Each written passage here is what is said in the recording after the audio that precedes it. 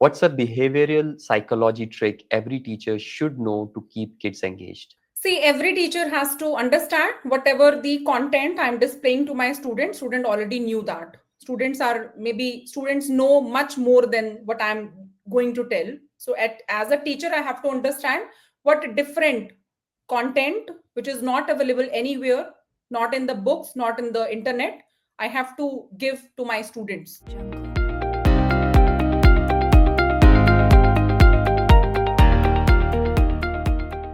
Welcome to another episode of Tea with a Teacher, a podcast by EdJobster. Today with us, we have Professor Shefali Verma, a visionary leader in education and technology, dedicated to transforming learning experiences through innovation. With a strong background in edtech and a passion for driving impactful change, she has been instrumental in shaping strategies that enhance engagement and effectiveness in education. Her expertise spans across curriculum design, digital transformation, and leveraging emerging technologies to create meaningful learning solutions. As a thought leader and mentor, she continues to inspire professionals and organizations in the education sector. I welcome you, Dr. Shifali, to the podcast and look forward to have an insightful conversation about your incredible journey in the world of EdTech. Thank you, Hamid, and thanks for the EdJobster for the incredible opportunity having me to speak on based on my expertise and my experience on education, pedagogy tools, and inserting the gamification tools into that. It's a pleasure to have you. Let's begin with understanding what you do at Kamu, your company. What educational AI technology tools are you developing, and what problems are you solving with gamification? Yeah. So basically, if I tell you in brief about my journey as an educator before coming to the corporate world, so I'm basically a teacher to be speaking in layman language. So I'm a physics professor. In my first journey, I've started with the lovely profession university. So I used to teach physics. So from the very beginning, if you ask me about introducing gamifications in learning, so physics, of course, you know that physics is a very innovative subject. So it's not just a bookish Yes. subject where you have to cram the laws and assumptions. So physics is something which you have to understand practically. So from the very beginning, since inception, we used to demonstrate Java simulations. So there, in that time, almost 15 years ago, there were not much tools. So we have some Java based workshops. So we have some MIT edtech based some simulation tools where we used to demonstrate our students that how to connect this wire, how to bring this transistor and resistor into that. Still, in my previous laptop, I still have that demonstration kits with me where I used to present my students on a projector, because at that time projector was a very big thing. We used to Yes, have these I smart classes remember. at that time. Yeah. So we used to demonstrate that Java simulation, these kits, some demonstrations, some demo kits to the students. So I feel that my students, they will have a very different kind of learning when we started using that simulations. So when I joined again, then I moved to my next job assignment in Chandigarh University. I spent almost 9 years there. Again started from teaching physics. Then eventually I shifted to the development of the e-governance initiative, where we usually do some tasks to make this university operations and administration total paperless. So for that is the kickstart of my journey in edtech field, where I started thinking about developing those educational tools, technology interfaces, which makes my life, my teacher's life, and my students' life easier. So basically, technology in layman, if you ask, that technology is something which will make your life easier. Like now, we are talking through laptop instead of having me physically traveling into your studio. So this is something which I can, do my work from anywhere. This is how my life becomes easier. So because I'm equally reachable to you, you are all equally reachable Right. to me. So this is just a very simple example that how technology plays a role into our lives.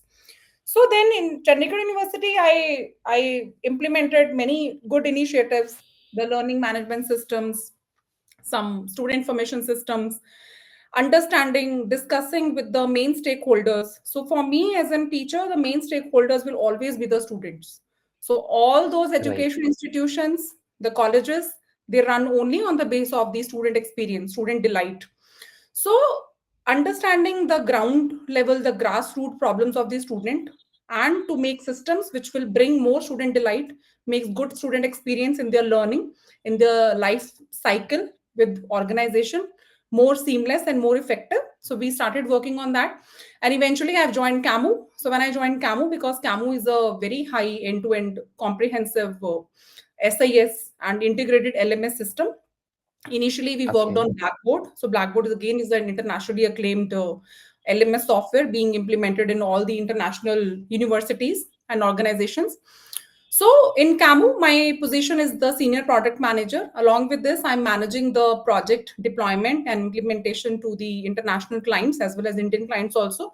So basically, deployment and implementation of student information system, understanding the requirements from the organizations, mapping it with CAMU Yes. system, and suggesting them the workarounds and developing their own needs and customizations, and then we usually deploy the product trainings and everything. That is a very comprehensive phases of the deployment of the project. So this is my current role in CAMU. That's very interesting what you are doing. We wanted to have this conversation about gamification in learning, right? Implementation of gamification in learning. To understand that, we need to first understand the child psychology, as you mentioned, your stakeholders that you engage with, right? So let's start with understanding what happens in a child's brain when learning feels like play, feels like a game instead of a work. Yeah, absolutely. You see, the best teacher is your home itself. I have a 12-year-old True. kid. Okay. So you see, my interaction would be very natural on based on my life experiences, which I have learned, on the base of which I have grown myself to this level that from the physics background, I've come into total the technology, the core IT thing. So the simple example, when where your kids, the children, they find enjoyment in gaming instead of this bookish and the Right. conventional type of learning, right? So there are many tools today. I have posted on LinkedIn also last week. So my son's exams are going on, so I'm just making him study, that you just study this and that. So conventional way is like we have studied, we have to learn, cram, and then we have to write, we have to show, and we have to check. That is the way. So he has introduced to me a tool which we call as Quizlet. There are many number of tools which we are not aware. So what that tool does is he just upload his content, his chapter into that tool on laptop, and that tool, the AI thing, that automatically converts the chapter into MCQ type questions. So he said that, Mama, I'll study from the MCQ type questions. This is how I do revision.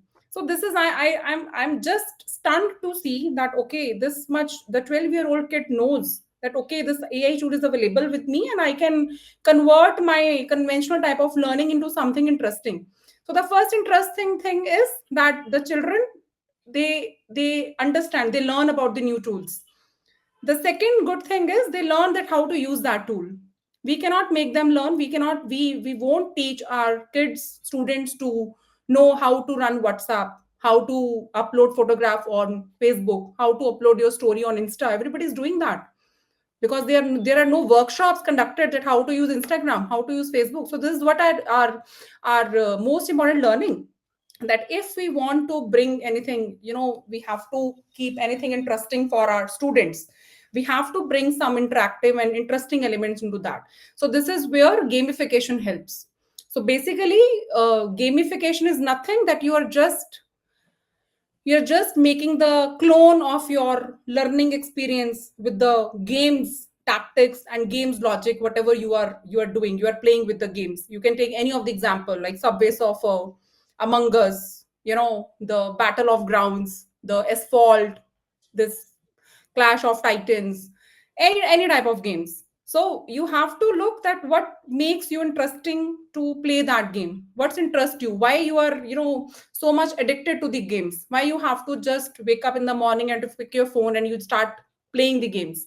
So this element, when we understand this element completely clearly, then only we as a teacher, as an educator, will be able to know that what kind of elements we have to bring into our teaching methodology to make that teaching interesting for our students. Yeah. Yeah, that's right. I believe, because I also used to play games earlier, not these days, but that instant gratification and that dopamine hit is something that is needed again and again. And if we convert that energy into learning using gamification tools, I think it will benefit us in a positive way. So, Yeah. can you explain, like, how does gamification tap into dopamine and motivation to keep kids engaged, and how we should convert that energy into a positive one to make them spend more time in learning with gamification? Yeah. So you see, if you want your kids to engage more in learning, but along with some good experience, some interaction, and some engagement, right? So you really need to work hard on designing the game elements into your learning. For example, just I'm citing a very very simple example, right? So what actually attracts you in a game? What actually attracts you in a game? Is it the experience points, the XPs? I have to gain Rewards. more Yeah. XPs, rewards. And Yes. based on the number of XPs that I have gained, I will be entitled on that leaderboard. I will be Yes. ranked 1, 2, 3. So instead of in the classroom, I usually rank my students on the basis of numbers, that out of 20, okay, whosoever gets 18 marks out of 20, that will be rank 1. Instead of that, instead of ranking that student on the basis of one assessment component, if you can Hmm. divide the entire subject into XPs, giving bringing some small elements, like, okay, in this, for example, in a classroom of 50 students, so the students who stood up first and answered my questions, they will be given 10 XPs. Okay. Same Right. way, if you read this assignment and if you do this some such kind of video assignment from your home and you attempt this quiz, I'll give you 20 XPs. So these experience points, that will be the point of attraction for the students, that will initiate, that will enhance the dopamine effect into them, as you said.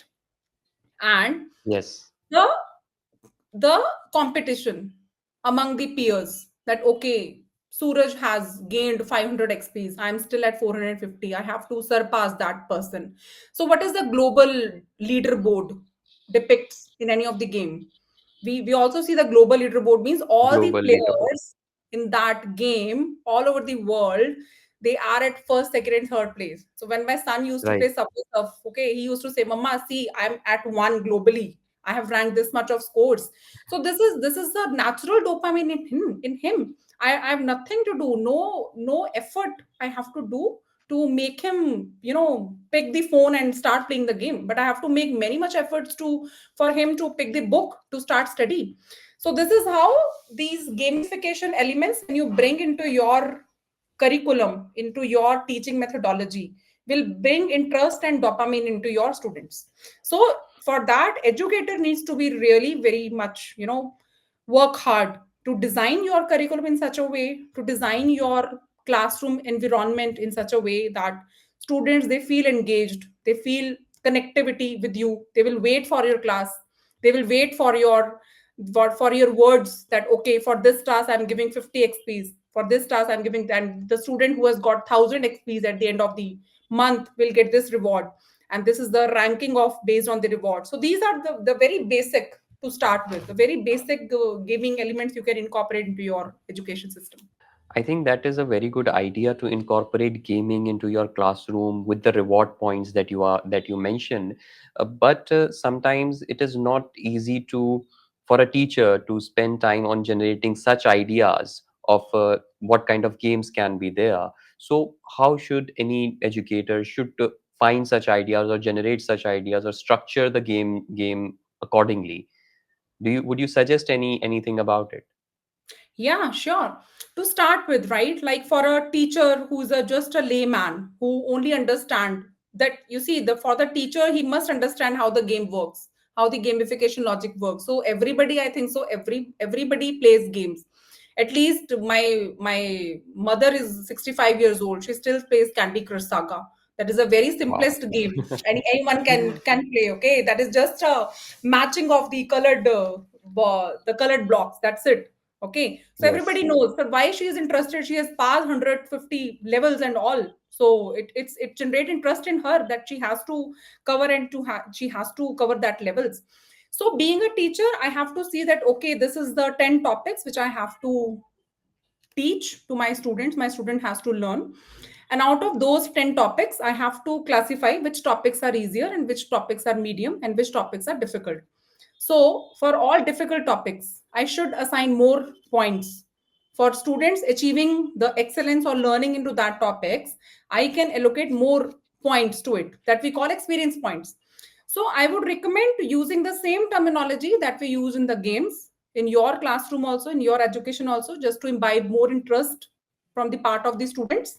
So when you use marks, grades, the ranks, students won't feel happy, they won't feel any interest. These are the conventional terms.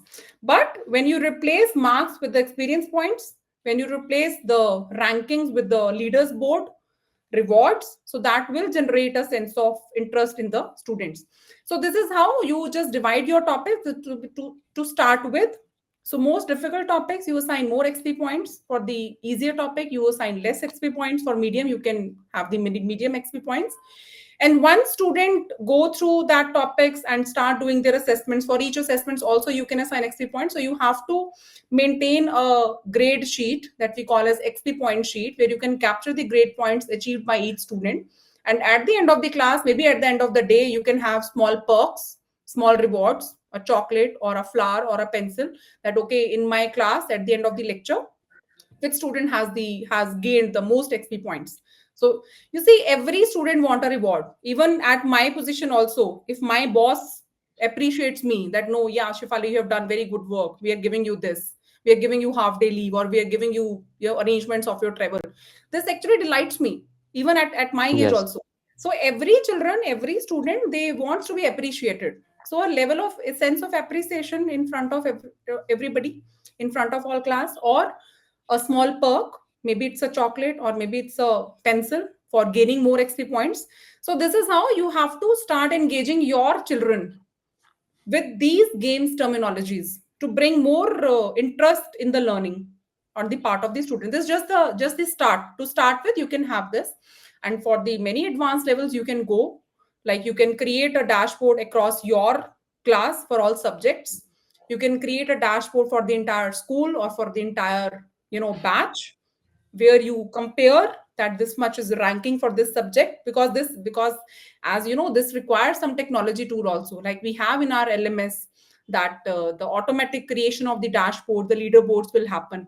So the students will be Hmm. able to see that okay, how many xp points I have gained, who is the first one who has read all the content, who is the first one who has submitted all the assignments, who is the first one who has submitted all the quiz. So it's not like that. Other than in the conventional classroom teaching, we usually give award to the student for attempting the questions correct. But in gamification, we do reward the students for attempting the assessment, irrespective that whether they have corrected or not, whether they have made these corrections or not. But we usually reward the student. At least you have opened the assignment. You have made an attempt to do the question. That is a reward given to you.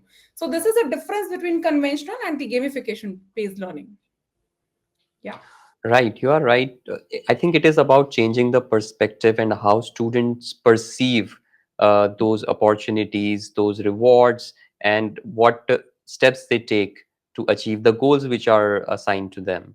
So I think certain things, if teachers embed in their systems and plan their activities and lessons in such a way that students are trying to achieve the goals which are given to them to gain the rewards and let's say xp points, which as you mentioned, this is a new concept. I think it can be useful for teachers if they implement it in the classroom. Yeah, definitely. So let's understand how instant feedback in games shape a child's learning behavior differently from traditional gaming. Because in traditional in traditional grading, let's say, Yeah. the scores are given after you give the exam, then the papers are checked, then you get the grades, and it's a long period. But in games, like in online games, or even if you're doing an evaluation of an mcq on any tool, you get the result immediately. So Yeah. how does this shape a child's learning behavior? See, Hamid, everybody appreciates the prompt response through anyone, right? Right.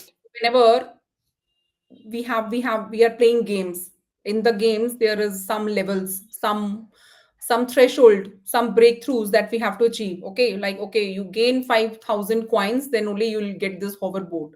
Okay, you'll Hmm. have to gain such scores, maybe 13,000 scores, you'll be upgraded to level 2. So these are some goals assigned to each game elements. Okay, so it's a human nature that we always appreciate and embrace responsiveness, the immediate decision, the immediate response that we get.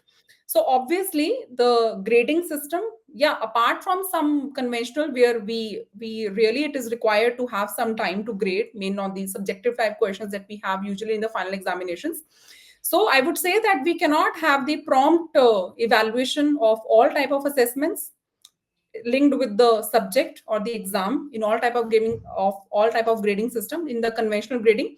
But at the same time, having said this, we do have, like, out of four components, I may have two components which I can design, which can be MCQ based, which can be linked with the game based learning, which can be linked with the prompt results after the students attempt for that questions. So that is possible. And that obviously, as a student part, if I talk about the student part, so once you disclose, once you announce, once you communicate this methodology with your students that, okay, I'm gonna conduct this quiz, so this quiz will be evaluated on the based of this, and this quiz results will become instantly, and the student who will get the most number of answers correct will get this perk. So every student, you'll feel a different level of confidence and level of responsiveness from each one of them.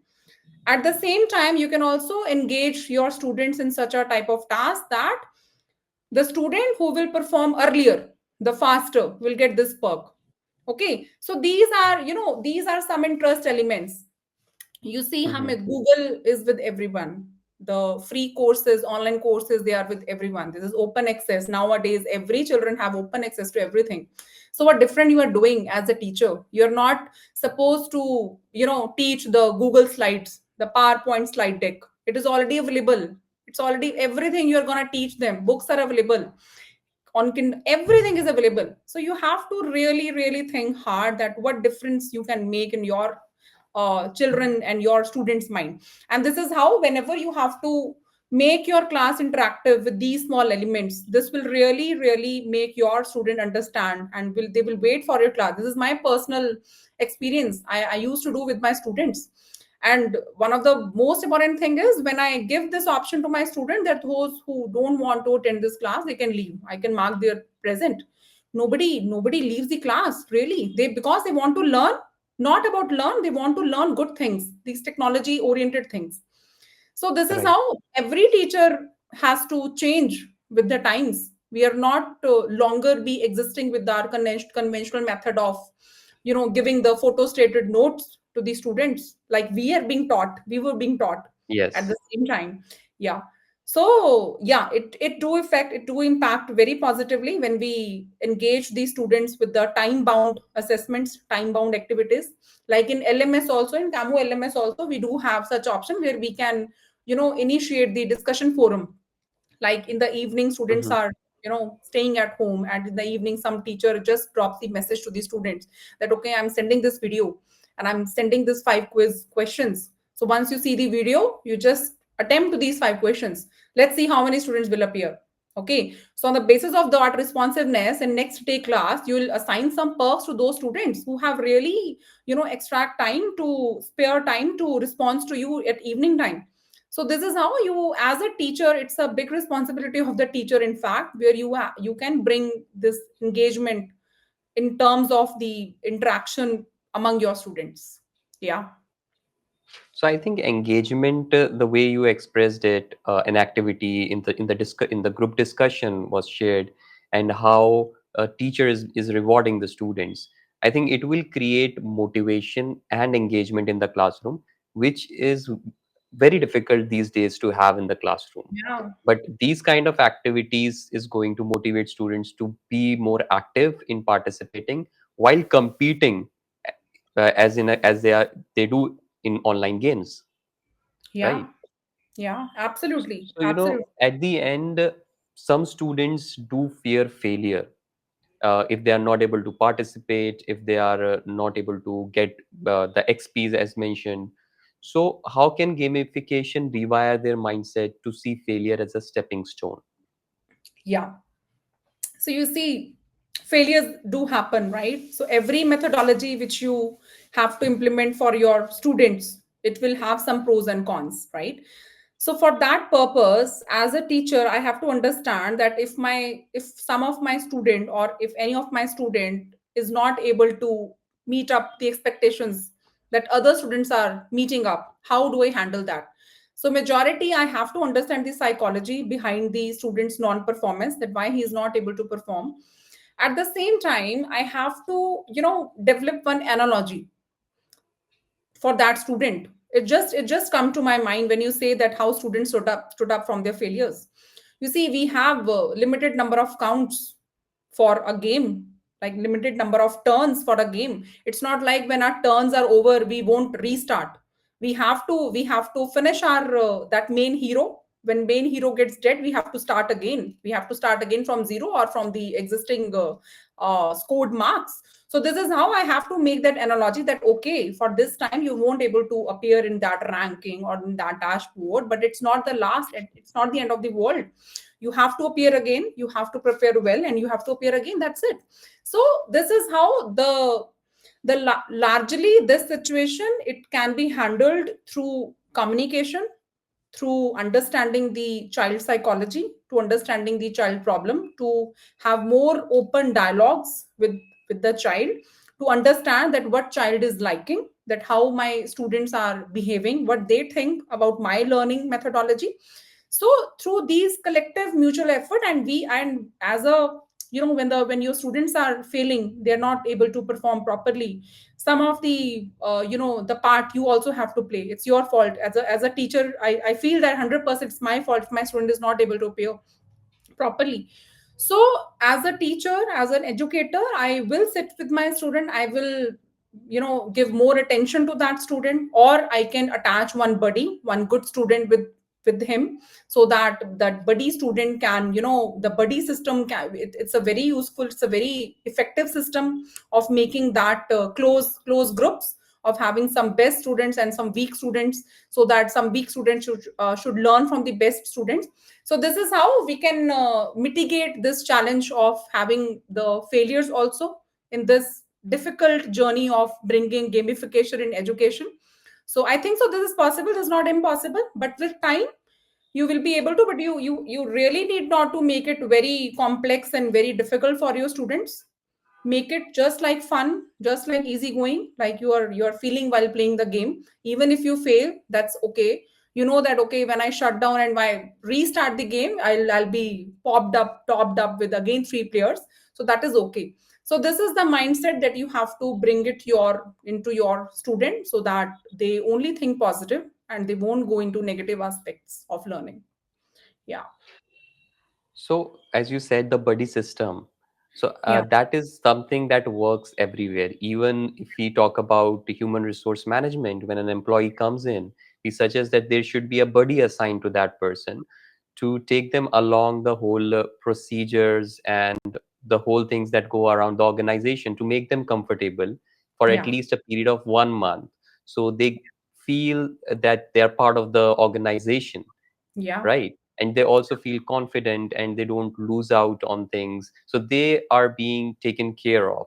In the Yeah. same way, students who are failing, who are not able to perform well, if they are made a buddy with another student who is average, above average, or very good student, and that person can motivate him to do better. So Yeah. that is something that I believe, something that should be done in every classroom where there are below average students who are not able to perform. First identify their problems, why, what challenges they are facing in learning, in all the things. At the same time, assign them to a buddy so they can cope up with the problems that they are facing while learning. Yeah, So absolutely. that's very useful insight that you shared. So Yeah, let's move on to a rapid fire question session where I'll ask you questions and you can give the answer in one word or one sentence, whatever you feel like. So yeah. let's begin. What's the Hmm. most effective but unexpected classroom reward you have seen?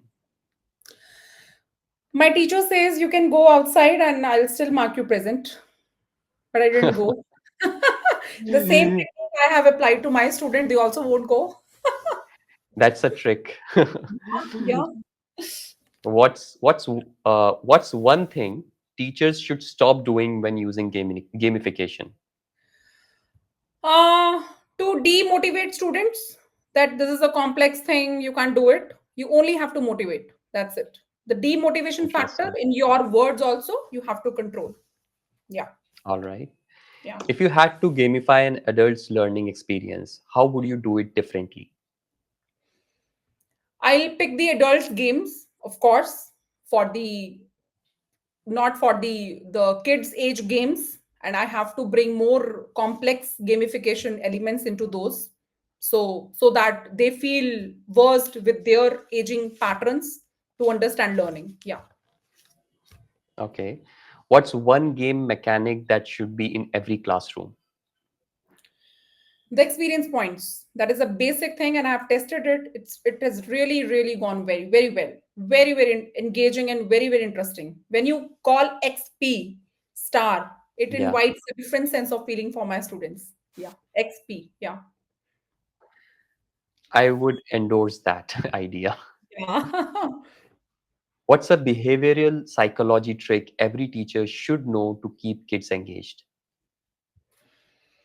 See, every teacher has to understand whatever the content I'm displaying to my student already knew that. Students know much more than what I'm going to tell. So as a teacher, I have to understand what different content which is not available anywhere, not in the books, not in the internet, I have to give to my students. It is not like that I have to create my own content. The content will be same, laser will be laser, the fundamentals of laser will remain same in all where, but this is how I have to teach differently the laser fundamentals to my students. This is how it all matters.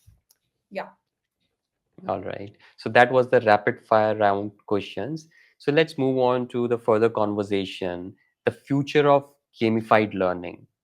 As we know that AI is there, virtual reality, augmented reality is also there. So how do you see AI, VR, and gaming shaping education in the future?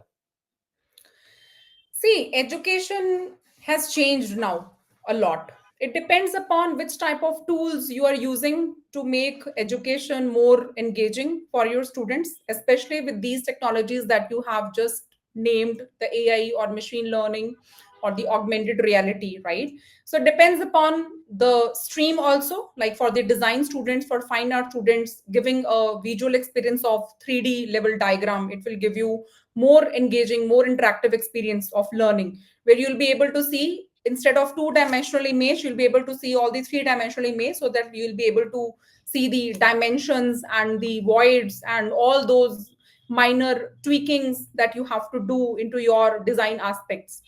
Same way, if I talk about AI, if you see in like where I'm working currently in Camu also, there are many AI features if you can experience. So I'll talk about all stakeholders. Like for example, for a student, if I talk that how AI can help me. So for the student point of view, you'll be able to see that, you just imagine that there is a content of having 5 pages chapter. So instead of that, I'll be having flashcards. I'll be having snippets, Yeah, which will give me some brief overview of all the entire chapters. So it will make learning easier for me. I'll not really have to engage and read all those content in all those pages, which my teacher has copied and pasted to LMS.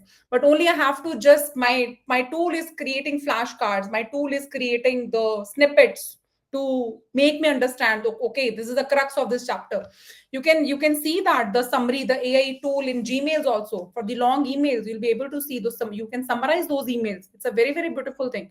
So you can find AI in everywhere, and it is really really will revolutionize the entire learning experience, the education aspect of learning from the student.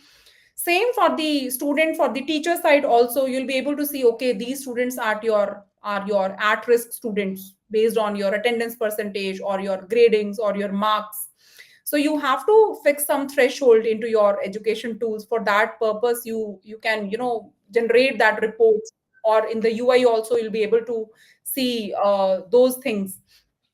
And for the parents view also, your technology interface will tell you that your student is at which level of the leaderboard, or your students are meet up to the expectations as per the guidelines or not. So these are some of the aspects, and it all depends upon the technology interface. Without good AI enabled technology interface, you won't experience AI in anything. So obviously, AI is not going anywhere. It is going to be there. It's just how we use it to leverage our tools, our technologies, and make things simpler. As you give the example of flashcards, it is going to be very useful to make people understand. Teacher won't have to spend more time on explaining while the student can understand with just a flashcard. Yeah. So these how you leverage that and embed it into the technology is going to change the way things are going on right now. But I don't see that it is replacing any workforce, but teachers Yeah. will have to be facilitators instead of just taking lectures, but helping students to go through the process and to help them with what they are not able to understand even with the technology. Yeah, absolutely. So that's how it is. And let's come to the final question that I want to ask you. What's one thing you wish every student, every teacher, and parents understood about the connection between games and learning? Everybody, all stakeholders, students are already knowing this. The knowledge has to be gained by teachers and parents, especially. Parents, of course, they should not feel that gaming is a wastage of time, gaming is a wastage of resources, or it is the addiction practice. Anything that has to be done in controlled way, it is always useful, it is always a good thing to do for the student perspective. So every stakeholder has to keep upgraded themselves with the recent advances in the education system. Basically, if I have to talk about only about the education system, and at the same time they have to watch the behavior of their kid, of the student, that how your student is behaving, under what conditions they are behaving. Over exposure of the games is also bad. We have seen some cases where the students and where the kids are speaking and murmuring at the night, even in the sleep, about the Yes. games. So that is not at all recommended. Only for that particular games where you really want that your kids should understand, should learn, and should focus on some critical thinking aspect, some responsiveness, some concentration, some goal based learning. All these elements you can find in gaming. So your responsiveness, the how you are just scrolling the Subway Surfer host to various hurdles, it will bring your concentration sharp. So this is the mindset change which has to be brought into both stakeholders, teachers as well as parents. And students have to learn that how they can make their learning effective themselves by exploring more AI tools, by exploring more platforms wherever the AI tools are available, by testing it, by hands on doing that. So, this is how this area will be evolved with time. Everybody should understand the responsibility, and overusage of everything is going to put a negative effect on any individual. So Yeah. controlled, a student should be given access to AI games in everything in a controlled environment, so they are able to utilize it in a complete form. So thank Yeah. you so much, Dr. Shefali, for sharing your valuable insight. It was really nice having this conversation about AI, gamification, learning, classrooms, teachers, and what you are doing at Kamu to help organizations across the world in with the LMS and the services that you are offering. And thank you so much once again. Thank you, Hamid and EduJobster, for giving me opportunity and this platform to speak on my views. And I look forward to have more such podcasts on different interesting topics. And yeah, thank you. Thanks to you, Hamid, for reaching me out for this. And I look forward to having more such sessions in future. Yeah, You're most welcome. So, yeah. thank you so much, everyone, for watching this podcast. And you can subscribe to our YouTube channel to follow on the further conversations that we will have with amazing, inspiring educators and leaders in AI technology and education.